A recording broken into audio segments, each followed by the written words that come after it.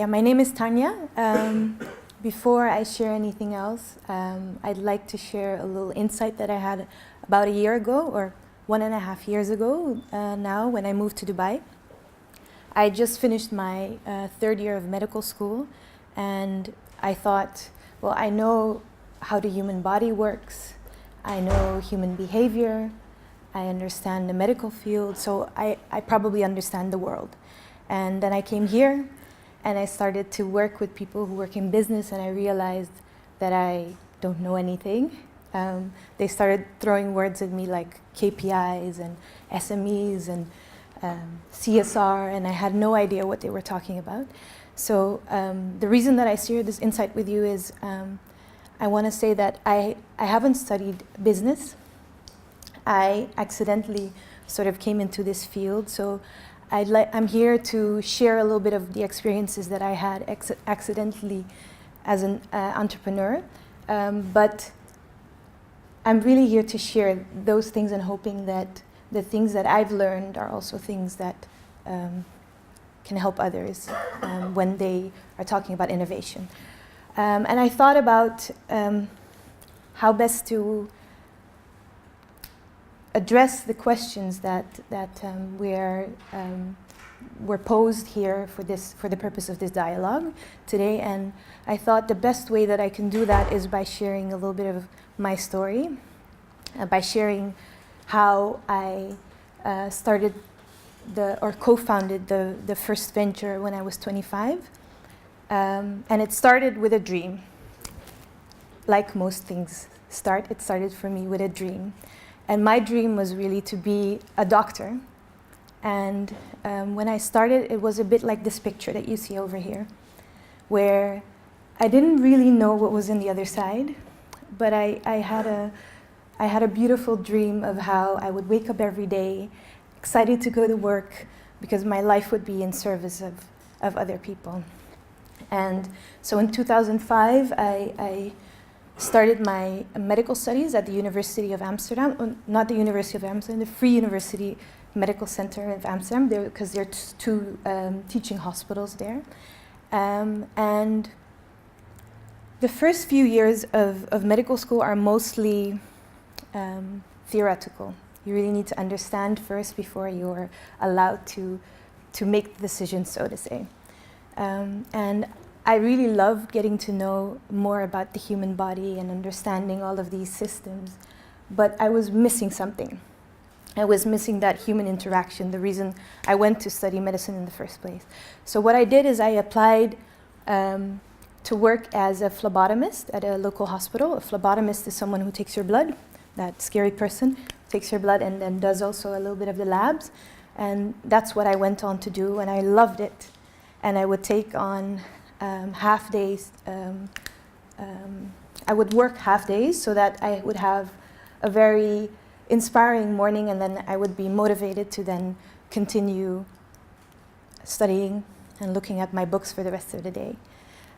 So this one day, I finished also after my half-day shift, and I went over to one of my favorite colleagues who worked at the front desk, and I told her, is there anything that I could do for you? I asked her, is there anything I can do for you before I leave? And she said, well, matter of fact, there is. Do you see that gentleman sitting over there? I've been trying to get his attention for the past 10 minutes at least. I've been trying to tell him to come over here to this desk so that we can help him. Would you please go over there and tell him that if he doesn't come here this instant, that we're not going to help him today? And so as a colleague, a good colleague, I went over to the gentleman and I said, sir, my colleague has been trying to call you for the past 10 minutes at least, she says. Your number's up and we have a very full house here today. So will you please go over to the desk now? I have to inform you that if you don't go now, we're not going to help you today.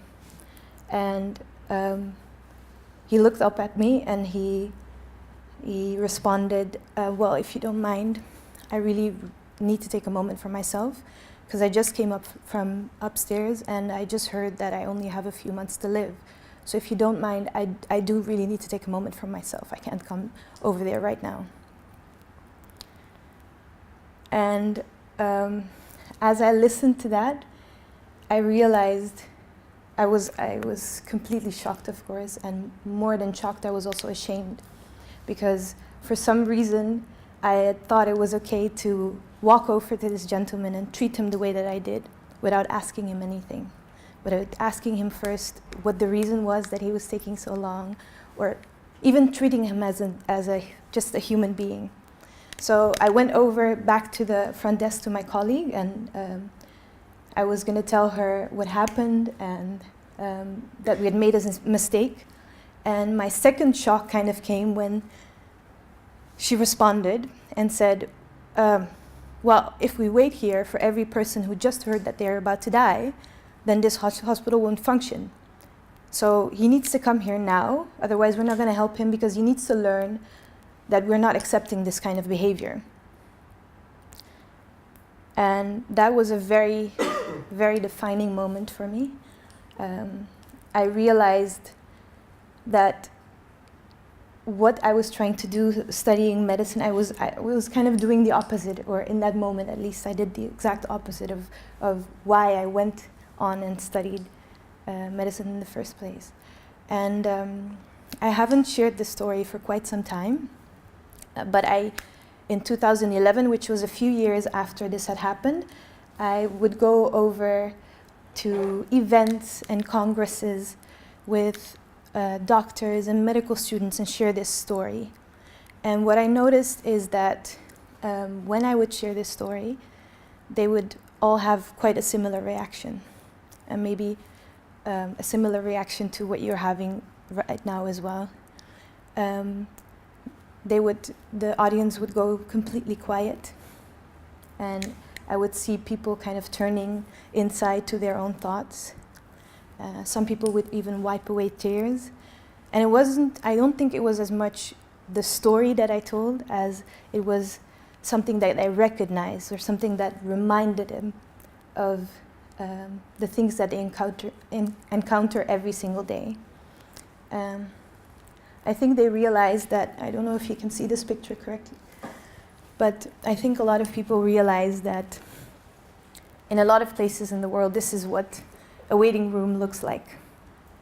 And that when you are standing there and calling your next patient, and you look at a waiting room like this, that you realize that a lot of the people who are sitting there are people you're going to send back home knowing that they're probably going to die, because the medicine that they need isn't available for them, or not affordable for them, that they've simply waited too long before they came to see you, or that even if the supplies and the medicine are available, and you're in a part of the world where you have that luxury, that you know that sometimes, very consciously, you have to make a decision that is not best for your patient, that is exactly contradictory to what you promised when you took your oath, because of policies, because of protocols, because of invested interests, and mostly because you're afraid of the consequences of you taking a decision that is outside what is the norm, so to say. A month ago, I was in Portugal, and there was this gentleman from South America, and he told me about the fact that the hospital that he works, he sees people die almost every day because there is no defibrillator. You know, the machine that you see sometimes in movies where they start people's hearts again. That is not available, and he sees people die almost every day. And then he did an exchange to go to another country, and when he entered the hospital, he realized that there was one every 10 meters that he walked. And I think that these type of realizations, more than the story that I shared, was what people felt when I shared this. I think this is one of the big reasons why there is such a problem of addiction in the medical profession, why there are so many people who have depression, why so many medical students stop because they can't handle it anymore. And I think the reason why I'm sharing this here with you today is, for me, that's where it starts. If we talk about innovation ecosystems, this is where it starts. That feeling that is not just me, but that other people feel as well, where there's this collective desire, and where I also felt when I talked to these different audiences and these different people working in the medical field, that there was not just my desire to make a change, but that they all felt the same way. And so with a group of people, we decided that we can be depressed about this, we can try and turn a blind eye, maybe even get depressed ourselves and drop out, or we can do something about it. Because that medical system consists of people. So if those people, if we change, that system changes in itself. And that is how Humans of Health kind of came to be, from that desire to do something about it, and from people coming together, working for something that was greater than themselves and that they completely believed in. And when we brought these people together from all over the world, we have now a community that consists of more than 500 people who, in their own ways, contribute to changing this system that they work in by being the change they wish to see, by being an example and using innovative methods in order to do so. This picture over here is an example of one of the campaigns that we launched. We wanted one of the innovation leaders in healthcare to come and visit one of our events to speak to the participants. And as you can see here, they had a very different way of inviting the speaker. And it was someone who nobody expected would come to an event hosted by these young people who thought they could change the world, but in the end, he showed up. So what did I really learn from this experience? But I think I can see it as a pattern that comes back whenever I'm part of a movement, or whenever I am part of starting a movement, or contributing to an ecosystem. I think what I learned is without that desire for change, without us really wanting something to change, innovation is not a word with content. Innovation kind of emerges organically when the first step is that we want something to change. So innovation is the vehicle that we use in order to get to that change, but that change, that desire for change, needs to be there first. And I think the other thing that I learned is that when there is that desire for change, and when people work together, when they form a community, when they form a network, when they join hands in order to make that change happen, then there is this amazing thing that kind of happens. What happens is that there is an intelligence that arises from that. And it's not just the individual intelligences that are there, but that intelligence becomes something that synergizes, and then you have this collective intelligence. And this collective intelligence kind of automatically produces the opportunity for innovation to exist. And so what I've learned, at least in the platforms that I've been a part of, is that these are the elements that helped create our ecosystem. But there is one more prerequisite before we even get there. Before you can create that ecosystem, and I think the best way that I can explain it is as follows.